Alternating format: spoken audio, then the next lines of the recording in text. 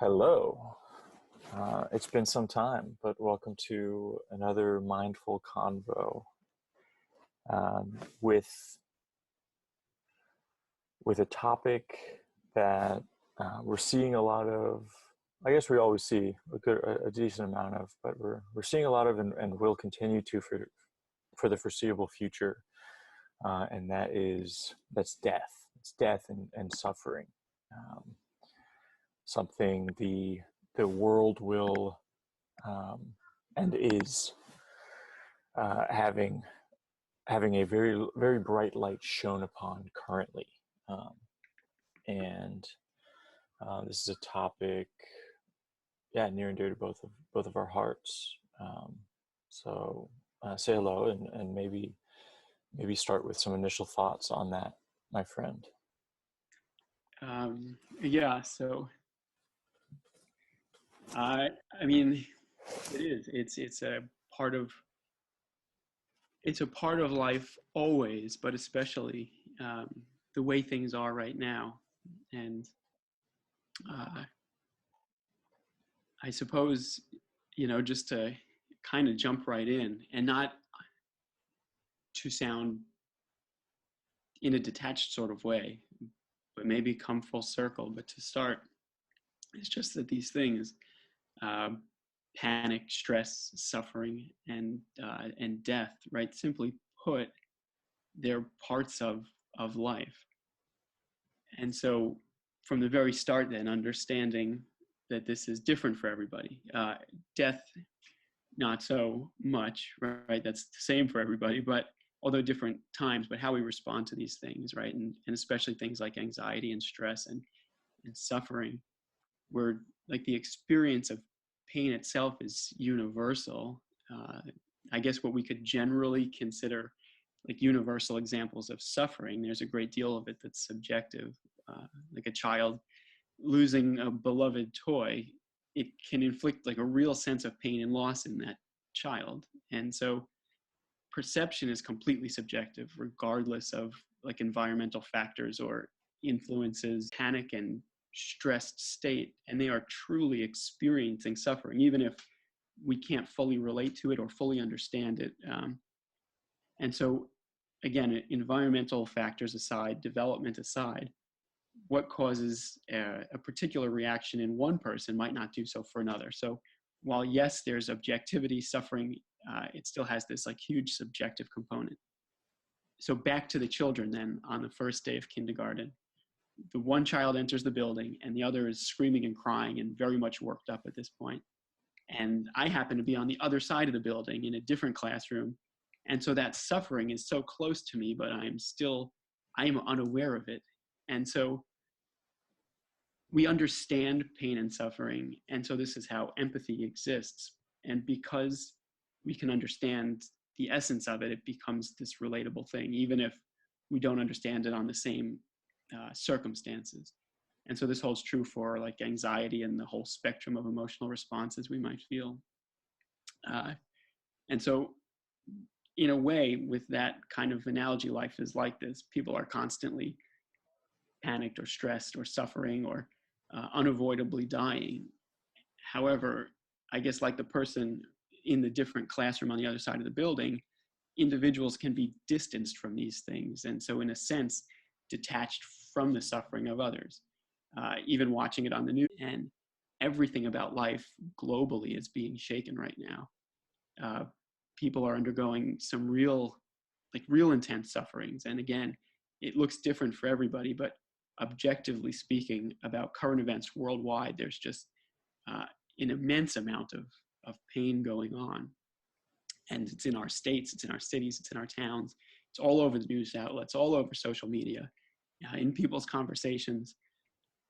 And so I acknowledge all this because I think, unfortunately, for the sake of time, all of this needs to be kind of categorized together as great amount of human suffering.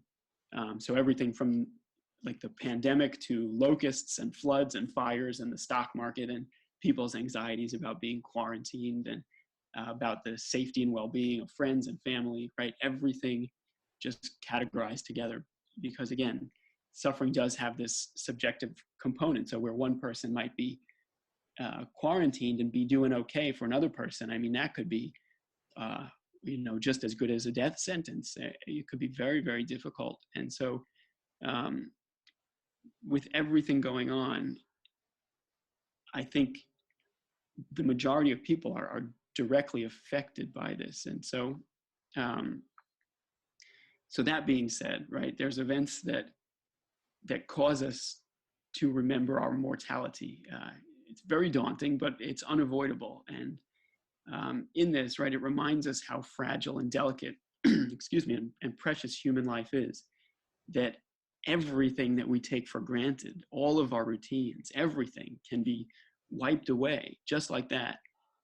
We realize what we already knew inside, right? That everything is temporary, everything has this ephemeral nature, and yet everything then is precious and has its own unique beauty because of this. But so often, right, we have these routines that are formed from our days to day existence, but also in how we think about ourselves and how we think about certain things in our lives. And we tend to believe then that these routines will never change.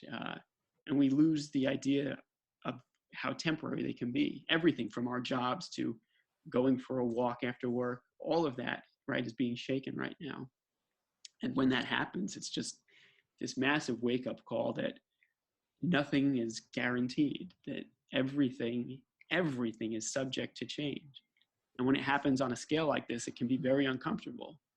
Um, I think I remember going to the first, and not to be so dark about this, you can have this example in anything, but like when you go to an open casket wake for the first time and you see a body there and you get this, oh my goodness, kind of feeling, because you realize that like this will be me one day, and it really can shake your being. But in situations like this that are smaller, we tend to get back into our routines and things. But there's this parable, if you'll permit me. It comes from the book of Matthew, and there's a rich man that he has this abundant harvest, right? And he thinks to himself, what shall I do with all of this that I have? I've got no place to store it. So he comes up with the bright idea that he'll tear down his old barns and build bigger and better ones, and he can store his surplus of grain. And then he says to himself, I have plenty of grain. I can live for many years. I'm going to take it easy, sit back, relax, put my feet up and be merry. And God says to him, you foolish man, because this very night your life will be demanded of you. And what have you prepared for yourself, right? And saying, this parable puts to light basically that I think the actual quote from the Bible is that whoever stores up for themselves but is not rich towards God, right? This is how your life will be. And meaning that we need, rather than prepare for our routines and for our futures, right? We need to also keep in mind our preparation of richness towards God and these qualities of selflessness and these more important things in life. Because we don't know the hour or the day that our lives will end. And again, with situations like this, it really makes us aware of that, and it's uncomfortable, but we have to, well, I won't tell anybody what they have to do, but shift that perspective, not to ignore this fact that everybody will die. And I think that this is kind of where the conversation shifts gears in a way, kind of changing the Yeah, way that life, oh, sorry, go on.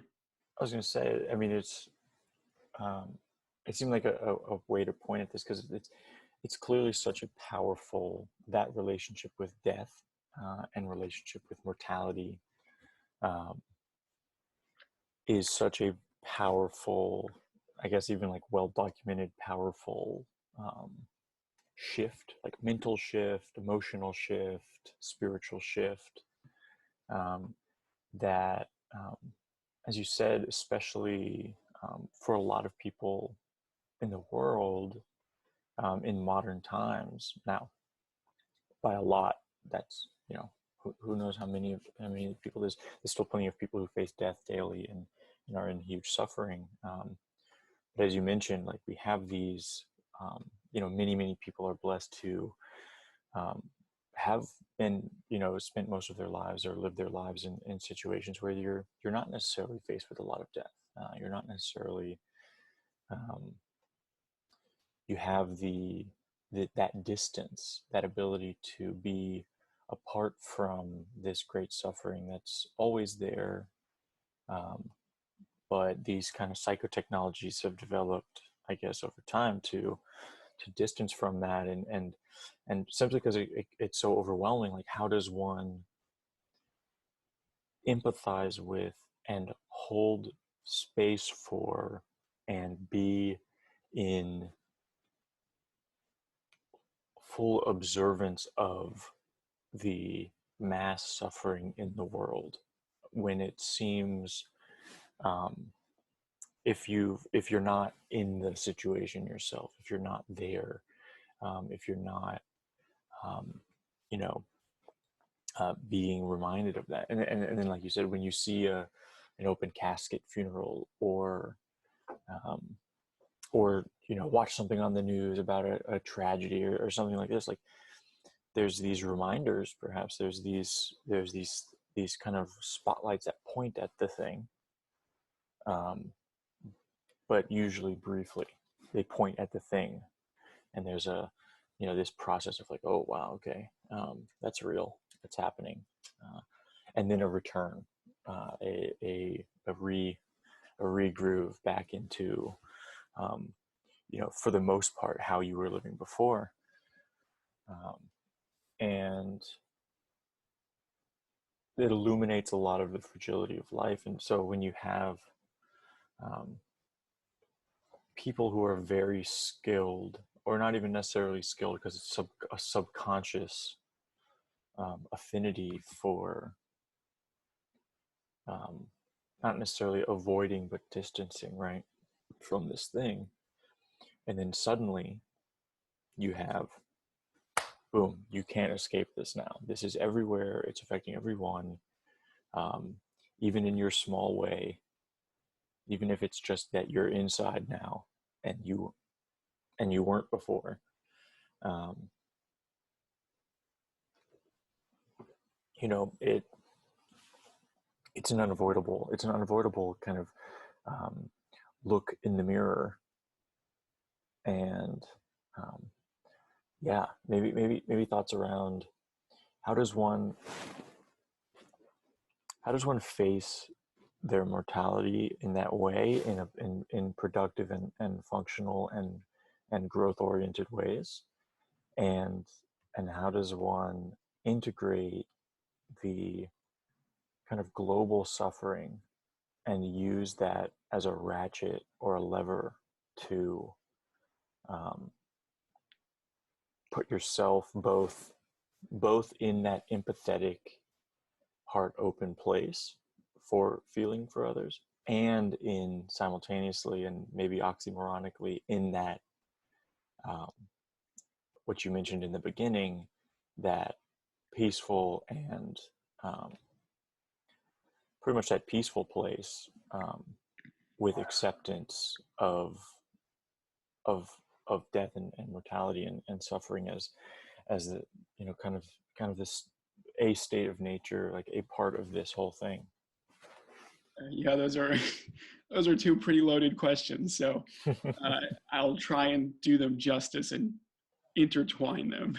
But uh, I think the basic answer, and then I'll expand if that's all right, is changing the way that life is perceived from an individual level, how we see each and every day. And so, um, again, don't hesitate to redirect me at all, but I think maybe the best way to answer is to start at the end and move forwards from there. And excuse me, by that I mean that everybody dies. And by that I mean that every body dies, right? The body cannot live forever.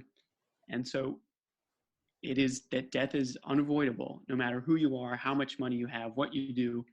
And so obviously, right, throughout life, we, as you said, we have these reminders where a friend passes, or a relative, or a grandparent, or a pet, or somebody we know loses somebody, right? These little reminders of mortality, they show themselves throughout our lives. But typically speaking, right, to reiterate, people don't think about or talk about any of this on a regular, casual conversation. I'm not suggesting that people do it, but just acknowledging the fact that culture in a way is like this. And there's grief counselors and people will express condolences, but not many folks will just sit down and have a talk about the death of the physical form. Yet, without going overboard, right, this can be very transformative. And I don't mean this in any like obsessive way, but normal, natural way. Culturally, again, it's kind of left for individuals to figure it out on their own. And again, just to stress, I'm not saying to be totally fixated on this, because that can be out of balance too, but with enough awareness, right, as it kind of sits there actively, it keeps that preciousness of life in perspective. And the idea that literally, just like that, everything can change. Because prior to all of this, children die from starvation, bombs and war destroy villages, and sicknesses all over. It was all happening. But like that person on the other side of the school, when the child is struggling to enter, it's easy to be unaware. And we're caught up with where we are and whatnot, which has its beauty in itself. And again, right now, though, there's just this massive reminder of suffering and mortality and the ephemeral nature of everything. It's a big reminder of how precious the nature of everything is. And so learning to develop a healthy and true understanding of this. And so I guess, how do people deal with this? And again, I know that you had presented the concept of like the panic, anxiety, stress, and suffering. And for the sake of time, I'm going to continue to kind of address it all as one package deal, which I know it doesn't do it justice, but I think doing it this way, right, Lord willing, if it's meant to, some part of it will resonate to whomever needs to hear it, and if anyone at all. So I think the direction at this point, right, how can people deal with this or understand it or make sense of it or deal with their emotional responses? Because even, I mean, some folks I've spoken to in the last few days are feeling guilty on top of anxious and all these other, like this wide range of emotions. And so I think starting at like the very basis then, and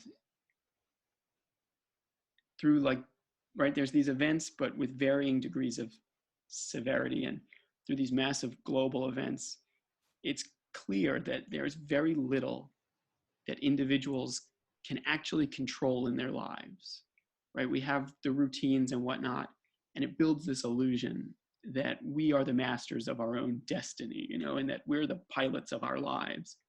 But then something happens, right? And perhaps the reality is that everything is subject to change. And again, even right now is such a clear example of that, because there are routines that most people didn't think would break, like going to work or visiting your relatives or things like this. All of this is subject to change. And so this realization, you say, well, what can I control? And an individual can control how they respond to the flow of circumstances that life is, because life is just that. It's this continual flow of occurrences. And so the purpose of life then, in part, is to learn to address those moments in a way that is loving, honest, and sincere. So if life then is this stream of events, and the purpose of it is to learn to be honest, loving, and sincere, then each individual circumstance is kind of transformed. Each moment of life is transformed one at a time as an opportunity to learn to be honest, loving, and sincere. And it's an opportunity to accept, adapt, and then proceed with caution. And I know this can sound idealistic, and I'll go into it further if you'll permit me. Permission granted. Yeah, thanks. Because I don't want, you don't want to say something and then set people up to fail, it's or paint some idealistic picture, and then there's this struggle of, well, why can't I see it that way? Why can't I? And it's not so. This is very tangible. So um, when we look at Proverbs 16:9, right, and it tells us that in his heart a man plans his course, but it's the Lord who determines the steps. And so each step then will teach these principles if we're open to it. And the principles can kind of be condensed then into one word. Those principles of honest, loving, and sincere can be condensed into selflessness. And so the selfless nature is life's purpose, right? Living a selfless life is this bigger picture concept, and everything helps to reaffirm that, to teach that. And so we break this down. Selflessness, literally selfless, without self. And that is what pure love is, because genuine, pure love, it is pure in the sense that it is not tainted by the stains of selfishness. Pure love, it has no agenda, it has no desire. It's just love for love's sake. It expects nothing in return. It gives and gives. Like the sun, I think is a good analogy. I'm not the first person to ever use that, but you think of the sun, right? And it shines without judgment, without agenda, with expecting nothing in return. It just shines. And so this is ideal selflessness. This is love, and God is love. So if God is love, then God's plan on earth is love. But wait a second, I hear the gears turning, but God allows all this suffering to happen. How can you use the G word when everything going on right now is happening? And this is the basis of what faith is. And there's a story about Saint Anthony of the desert, and it comes from the collection of the wisdom of the desert fathers, or bigger collections than that. And I heard Thomas Merton translate it once, and basically Saint Anthony's deep in prayer and contemplation, and these thoughts kind of come to him, right, about the depth of the judgments of God. And he asks, Lord, how is it that some people die when they're young? Some people, they live to be much older. How come some people are poor and some people are rich? How come some people that are not so great morally, they prosper? And how come sometimes just people end up destitute and in need? And so he hears like the voice of God resound, and it says, Anthony, you mind your own business, keep your attention, you got to keep your attention on yourself. These Just things above your are pay grade. according to the judgment of God, and it is not for your advantage to know anything about them. And right, it's Not a very it's satisfying answer, maybe. it's not a satisfying answer at all. But the scope of things are greater than we can understand. And in a way, it's almost like looking over the fence and seeing what your neighbor's up to, but not realizing that maybe you should fix things up on your own side, right? It's easy to look at the big picture, to blame others, to seek other excuses for things or other answers for things, when we have to look inside ourselves, and we have to say, what can I change about myself? And especially when there's so much suffering going on, right? It's hard. It's not a satisfying answer, like you said, but we need to, again, we don't need to, I won't tell anybody what they need to do, but you can transform your life with that humility of accepting that as an answer. And in a deeper sense, you come to understand it, because we understand that we don't need to understand everything. So let's say, right, somebody's looking at a problem and blaming anybody else and sitting around just talking about it, right? Well, what if another person comes along and says, hey, guess what? You know that problem you're so upset about? Well, you can do something about it. You can change it. It might not seem like much, but in the long run, right, you can make this bigger lasting change. And many people hear this message, but so few are moved to action. And so in this context, the problem, right, in this specific wording, is not necessarily a problem, but would be the human condition of birth, growth, life, joy, death, suffering, all part of being a human, right? This is generally unavoidable. And so you can have any kind of specific problem to varying degrees. It can be the suffering of the world, feeling anxious, anger at the government, doubt, fear, anything. But for this specific example, right, we'll stick to mortality and suffering. So if we're considering the human condition, so far as my vantage point, I am seeing three pretty distinct ways to deal with it. And so understanding that, again, under the umbrella that we're not going to understand why things happen. But so the first is, you only live once, so live it up. The second is kind of continuing with this blind detachment, sort of like being in the different classroom, and just kind of keeping yourself out of sight, out of mind with all the unpleasant stuff. And the third is to let that idea of living for others, becoming more selfless, let that kind of penetrate into your soul, and it will work itself through differently for everybody again. But I'll go over those three just real briefly again. So like that, just to kind of expand on them, that first option, right, is I think the phrase is YOLO, right? Is that what it is? You only live once. Yeah, YOLO. You only live once. So I'm tempted to say hashtag YOLO because I don't think I'll ever really have another opportunity to You do just said it. So I just did. So it's like no matter how you paint it, it's a path of selfish behavior because there's this constant flux based on the individual's desires. I think of it as like a frog constantly jumping from place to place in this general murky pond of desire, right? And it's seeking just immediate pleasure, avoiding pains, and distracting itself from the greater reality outside of the pond. It's not considering any harm it might cause others that get in its way of its, hopping from one joy to the next. So, right, if lust is my desire and I go seek that desire, and it is this path of deception and usury so that we get what we want and we don't really care about other people around us. That second one, which I think why this has been so so intense, is because a lot of people fall into that. And it's that life of general non-action. It's an awareness of things as they are, but kind of choosing again to keep it out of sight, out of mind. I think a biblical comparison would be the house built upon the sand. This, just kind of things are as they are, and excuse me, it's the way they'll always be, but there's no foundation to it. So when something happens, right, the whole structure is really kind of thrown off. And then the third, which is the one that we'll go into deeper then, is this idea of selflessness and learning from experience outside of individual wants and needs and desires. And you asked, as I don't think the phrase you used was coping mechanism, but how to practically apply things and to process all of this going on. And not specific to this, but pains and sufferings that might come up in life in general, right?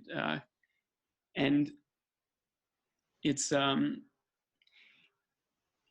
more, there's more to it. I think, again, for the sake of staying on track and the sake of time, the whole idea of prayer and meditation is important. And I just, I don't want to get too off kilter. So maybe perhaps it's better if I avoid it now, but know that it's a part of the solution here. Is that okay if I bypass that? Yeah, absolutely. Okay. Cool. We've certainly talked about prayer and meditation and will again, and yeah. So do you have a direction you'd like to go? Yeah, maybe focus on this idea of like developing selflessness, and that's what I mean. Is like that meditation, meditative practice is such a part of it, but focus on more just like bare bones right now, rather than I don't know. Well, I'll keep going, and if you feel like you want to redirect me, don't stop. Cultivating a practice of selflessness and like kind of getting to that place. Yeah, go ahead, start unpacking that. What do you mean by that? And when faced with such a seemingly inconceivable um, kind of um, practice, seems like maybe something else I'm hearing is kind of tend to your own garden. You know, the best what you can do for the world and for everyone is um, to be in your full form as well, to be cultivating your soil and tending your garden and fixing your fence, as maybe both an example for others and also as a way to kind of shift yourself into the um, mindset and the outlook and the place where you can you know even really begin to perhaps um, be of service to a humanity that is suffering as a whole. Yeah, I mean, uh, just as far as tending to your gardens, you look at the best way to be of benefit to the chorus is to practice your singing. You can't not work on your singing and then go Hmm. stand with the chorus and just sound like a crow, which maybe I do, which is why I avoid the chorus. I don't know, but uh, but yeah. So I think then I'll step back a moment and mention that is that general life of complacency, right? That non-action. Um, I'd compared it to that biblical visualization of a house built on the sand. And so, with like the current state of things where they are, um, a structure like that is shaken, but there's no foundation to support it.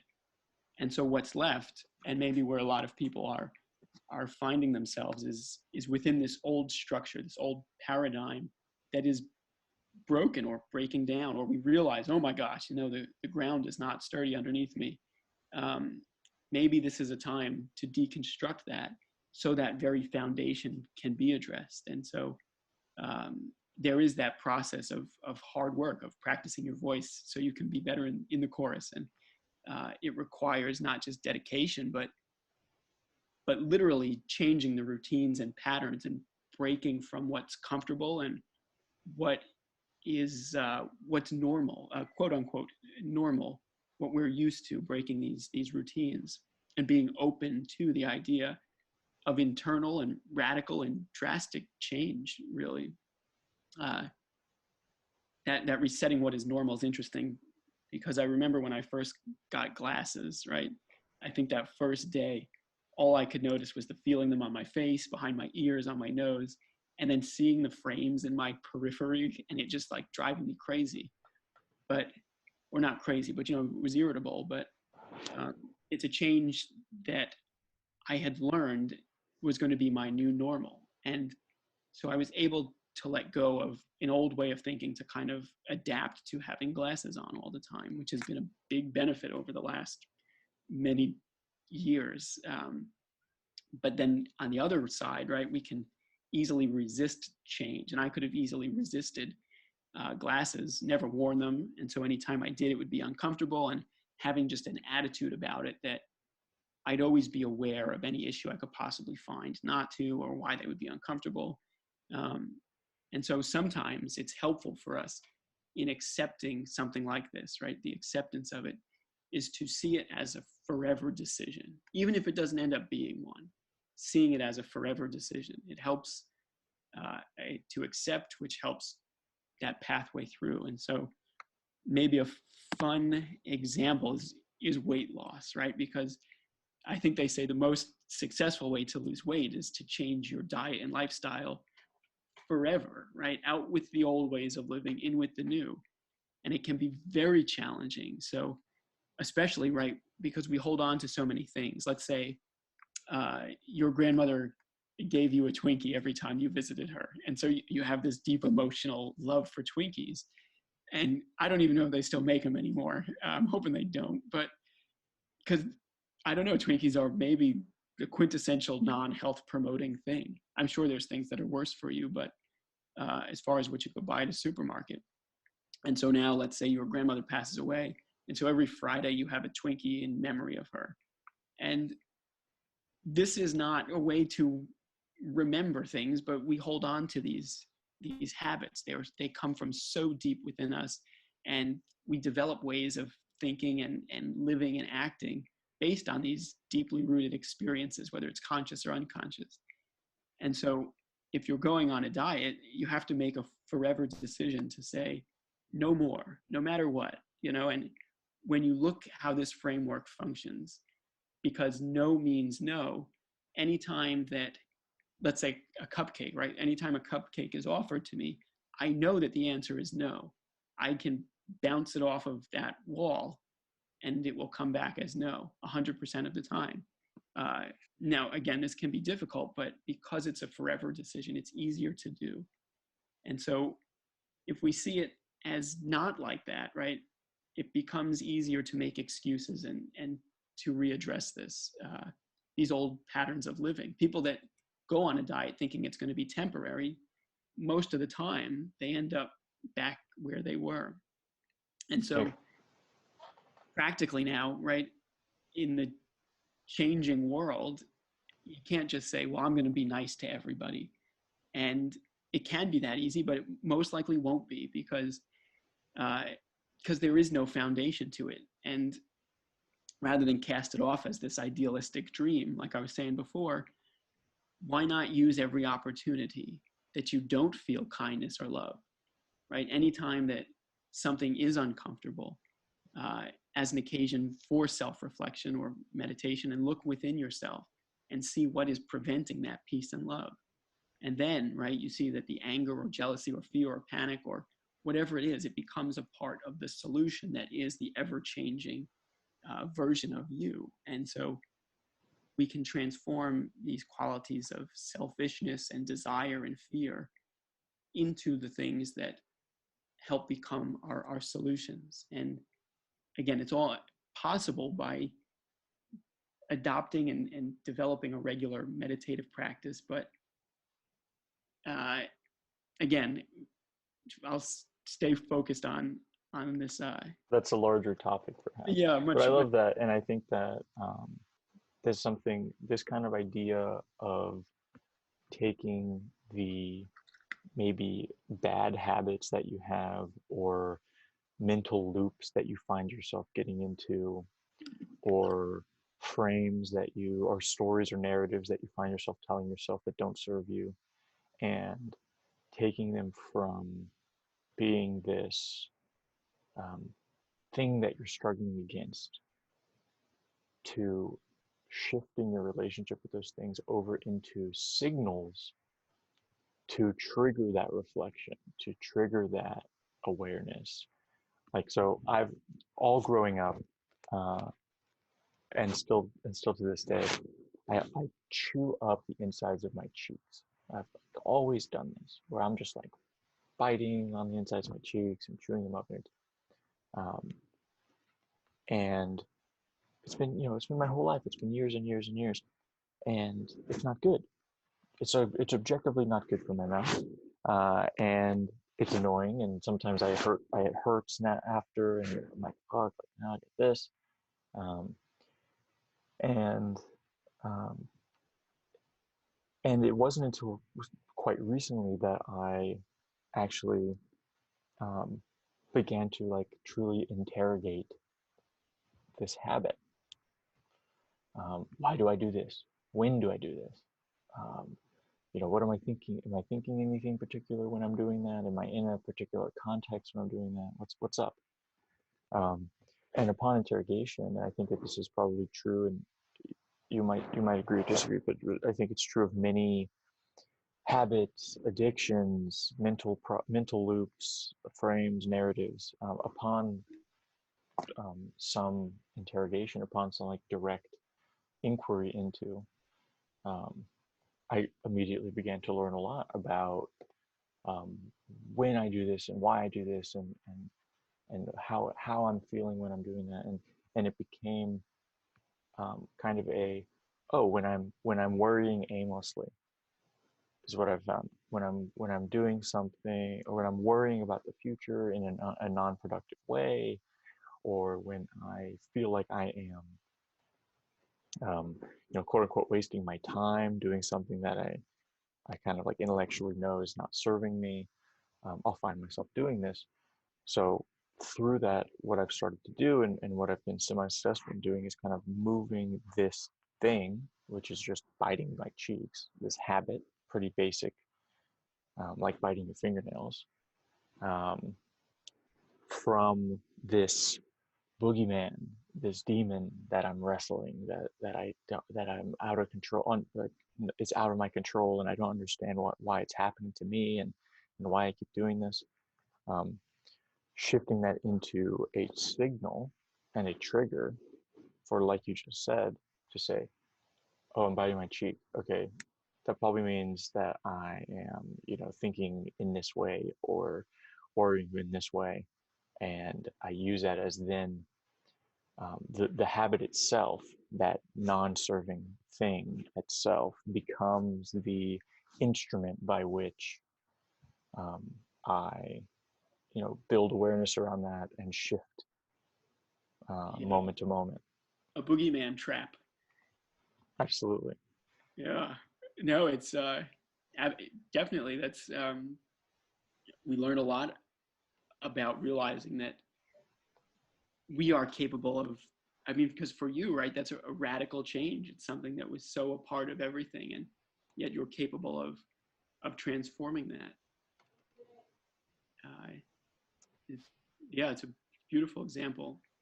Yeah, and it's interesting. So you talked about normal. You talked about, being open and willing to shift into a new normal. And you used the weight loss example, which is super interesting. I went through that myself, lost over 100 pounds, and um, the diet, your comment on diets, and how most diets that are temporary, that are seen as temporary, just you pretty much end up right back where you were.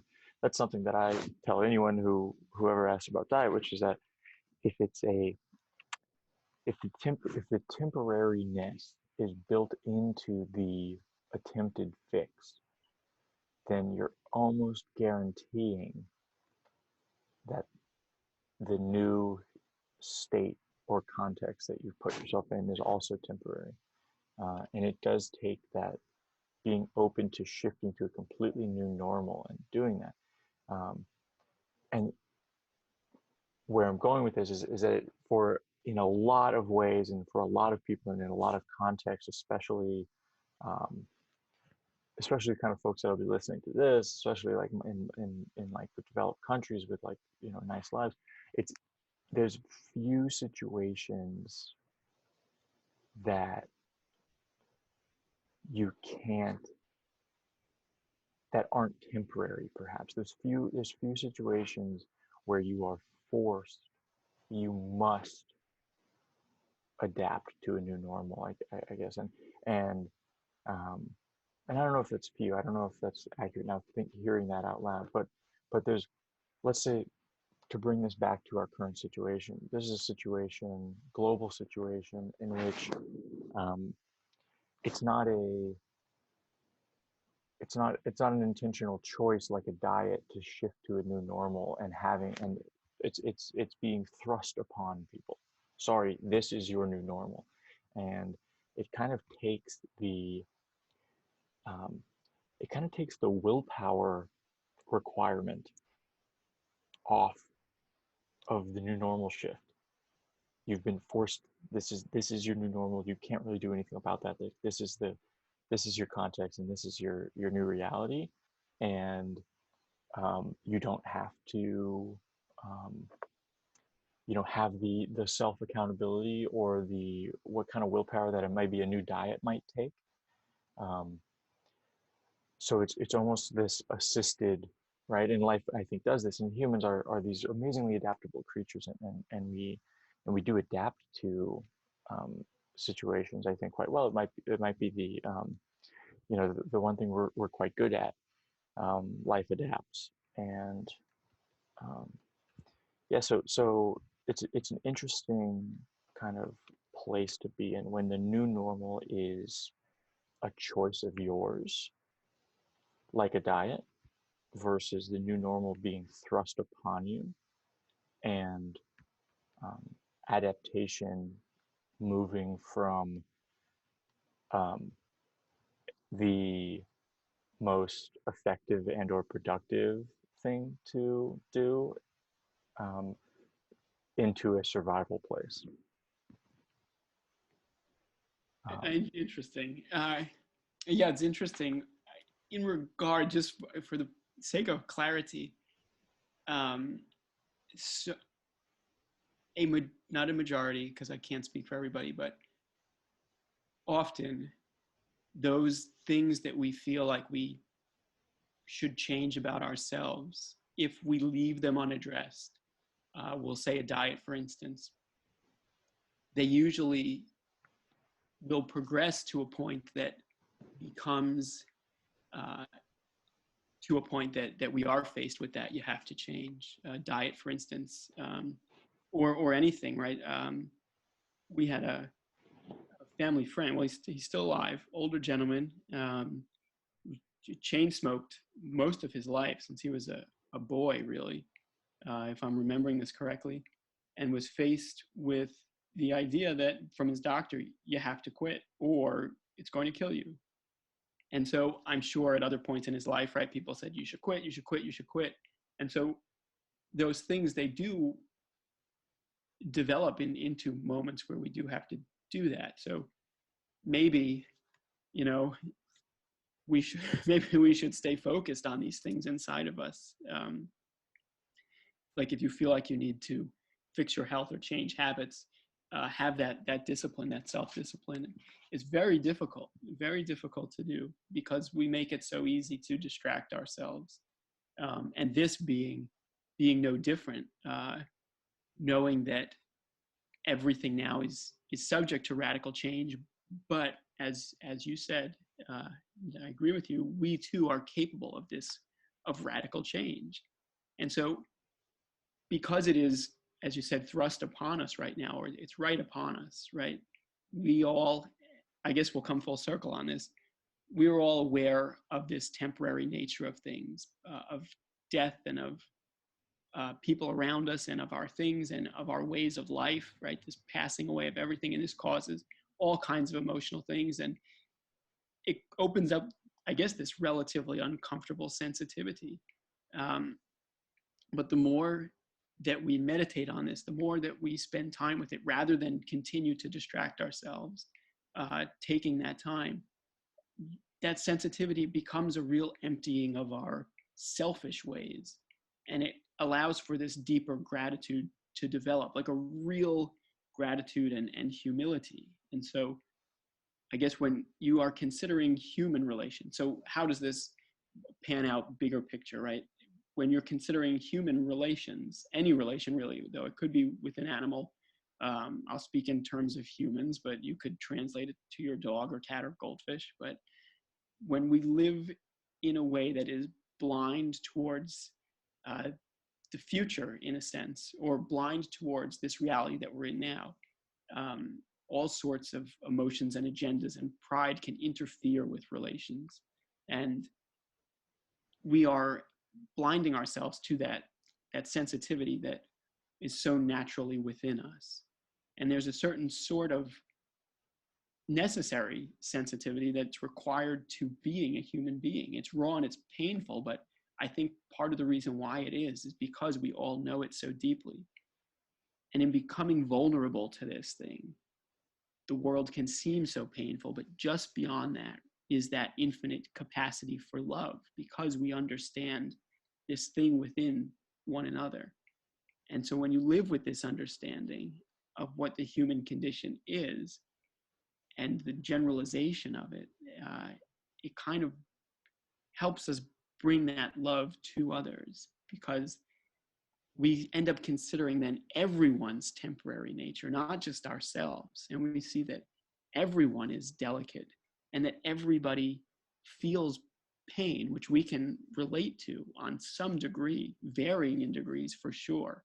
Um, and some people go through a lot of very intense things, but we can all relate. And it kind of levels that field out. And so how can we let the products of the qualities of selfishness interfere with the beauty of that? So for instance, our conversation, or let's just say we're walking down the street and we start talking to one another, and there is a beauty in that, because I don't know if I'll ever see you again. Realistically speaking, I can pretend and plan that I'm going to live to be 150 years old, but I don't know. And so anything that gets in the way of us having just like this beautiful interaction is a fault of my own, because it could be my anger, my pride, my inability to be okay with us disagreeing on things, or my lust, or my and no, I don't have lustful thoughts for you, but I'm just spewing off the qualities here. But it's a fault of my own when I come back to it, and we don't have to get obsessive about this, but keep this awareness within us, and it see how words and actions and thoughts affect ourselves and how it affects other people. And so as we develop this gratitude, you can't take tomorrow for granted. Maybe not even to take any interaction for granted, and not to lose sight of the gifts and blessings that we have all around us, right? Sometimes even like eating, we don't think about how lucky we are to have access to food. And some people don't know when they'll eat again. And so the more that you let that sensitivity take over, and again, not keep it in check, maybe, but it kind of forces you to develop a real gratitude for things.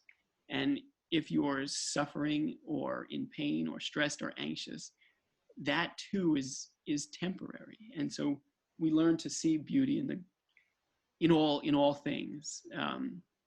And so back to scripture coming to mind is Hebrews. It says to stir up one another to love and good works. And in a way, like you said before, this is how we should strive to live, because living by example, but not for example's sake, we change ourselves and strive to let go of selfishness so that we can love other people and help other people and really give back to other people, let go of selfishness and those qualities. And so you see, again, this is where I guess it comes back to the G word, but speaking more psychologically at this point. If I'm doing all of this for my own self-will, right, what good is it? Because I'd still be acting through pride. And the limitless of that purity of love is not fully realized when my self-will is somehow attached to it. And so the more that we minimize that self as much as possible, I think that relationship with God is a natural development, because we see that we can't do it alone. Or when we are involved, these other things tend to interject. And again, this is like not huge, but it's a very long process. But saying these things just to kind of plant that seed and let it resonate, because at the very least, right, if we have the intention in our hearts of offering everything up to God in that regard, or just giving thanks for everything and praying for people, that requires humility, and that builds gratitude. And so as we become less through grace, love can fill that space, can fill that space in our being. And the less room for the self, the more selfless space is available for that limitless love. But now, right, on this global scale with so much going on and in such an abundance like this, my goodness, it rattles that house down to the foundation. And so this time then is, as you said, thrust upon us. And rather than create this patchwork repairs to fix what's already broken, create time to think about the old structure of our lives and thoughts and habits and ways of thinking, and look at the foundations and disassemble and rebuild. And in anything, right, even in a diet, it has that alchemical metaphor that transforms so many other aspects of life. And now that a majority of folks are indoors with an abundance of time, a general feeling would be to sit around, create distractions, feed into an anger or get swept away by anxiety about everything going on. And so then we create more distractions, and the pattern would go on and on. But how about allowing this time as individuals to work on ourselves internally, uh, take the time to understand the internal workings of ourselves, take time to smooth out some of our rough edges, self-reflect, meditate, read scriptures, because all of this happens, not to get too far off the deep end here, but it's all happening during Lent, which is a time, religiously speaking, for that anyway. And we've been forced into that. And so the problem, like we said before, if we spend time kind of smoothing out our rough edges, it helps transform itself into a longer term solution, not a solution for the immediate things going on, but for a longer term compassion towards other people. And I'm not denying that things don't seem like they're all over the place. And I'm not trying to minimalize a lot of the pain and suffering going on. But if folks generally speaking, genuinely and generally want the world to be a more selfless place, it starts with everybody doing their part, which means turning off the TV, turning off the phone, and looking inward. If somebody wants the chorus to sound better, you can't just hope and wait for it. You have to practice singing, and it comes easier to others. And some people have to really work at it, but we all have this capability. And if we can redirect our lives towards God, if we stop and look at society as a whole, which is made up of individuals. So then we look at the individuals, right? We worship wild things, and redirecting our focus away from that to God. I mean, it's a humbling thing, because we worship our things, our identities, ourselves. I mean, you look at stories in the Old Testament, Moses in the desert with the chosen people, and they've started to make, golden icons and idols that they worship. And it sounds ridiculous, but what's the alternative, right? Do we not worship our social media accounts? Do we not worship our jobs? Do we not worship our self-image, our desires driven by lusts of anything? So you see how out of balance we've become as a society. And we turn back to God. It takes that focus away from ourselves. It takes it away from the fact that we can do it on our own.